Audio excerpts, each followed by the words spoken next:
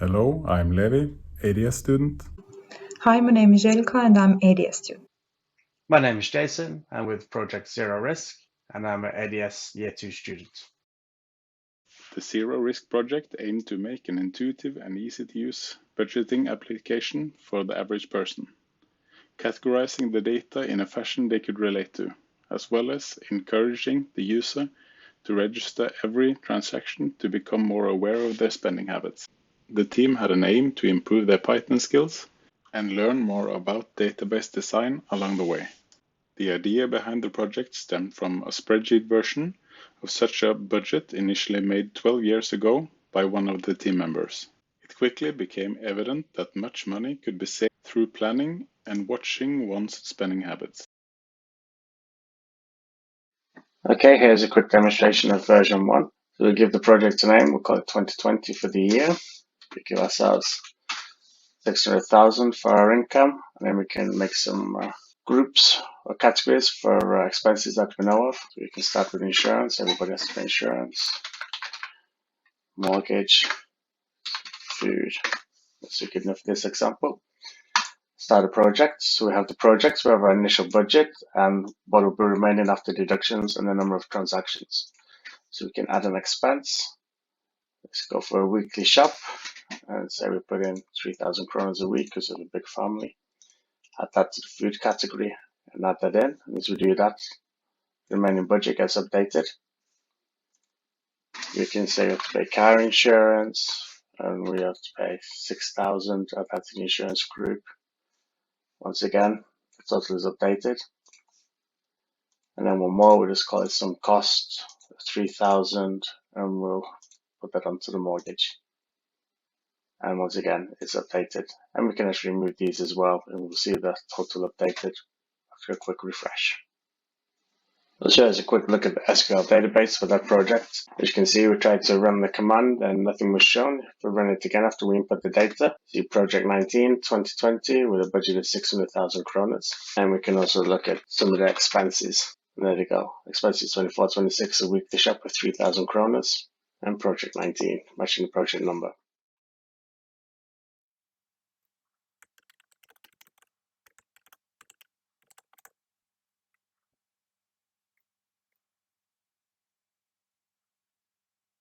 Okay, so this is the app we delivered. This is our homepage. On the top is a navigation bar. In the middle is a little bit about the web app Zero. Here user can register. And here we can read about the idea behind our project, how everything started. So if we click here to meet the team, we are going to be redirected to the About page. So this part here is about the project, what we aimed to create, and how everything's supposed to look. So here is that the part visualized in month by month view. We haven't come so far due to many challenges faced, but we were on our way there. So here on the bottom is the team, Levi, Jason, and myself. We're going to log in now. Here we can see navbar changes to the dashboard and work out. We click here, we're going to be redirected to the budgeting page. Here is the overview, total available in all accounts, and total available in checking and saving accounts, and then listed all accounts here with a current balance on it. So we can add account, income or expense, make transactions and transfer money between our accounts, and I'm going to demonstrate how this works, but I'm going to register a new user. Okay, so here's the registration form.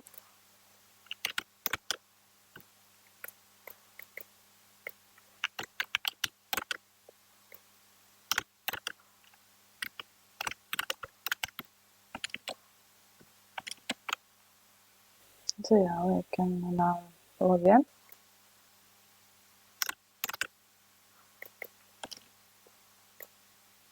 So we have also included error messages.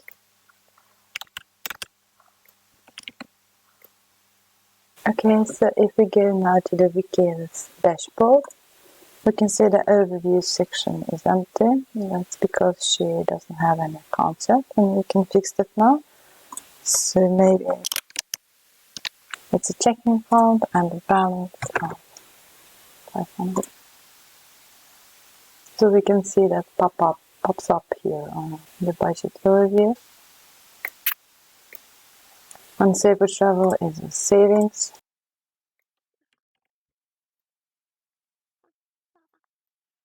Okay, so now we can link some expenses to the accounts. For example, Spotify needs to be linked to one of the accounts.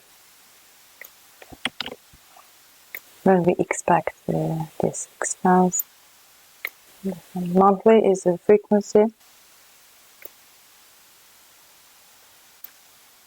So that user doesn't have to register the same expense every month. So we just click add expense and it pops up here because it's May. This is the overview of the current month and the upcoming expenses. Okay, we can try to register, for example, Viaplay.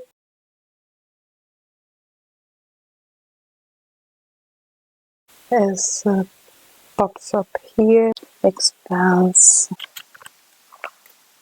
which is due to June, and it doesn't pop up here. So we can transfer money between accounts.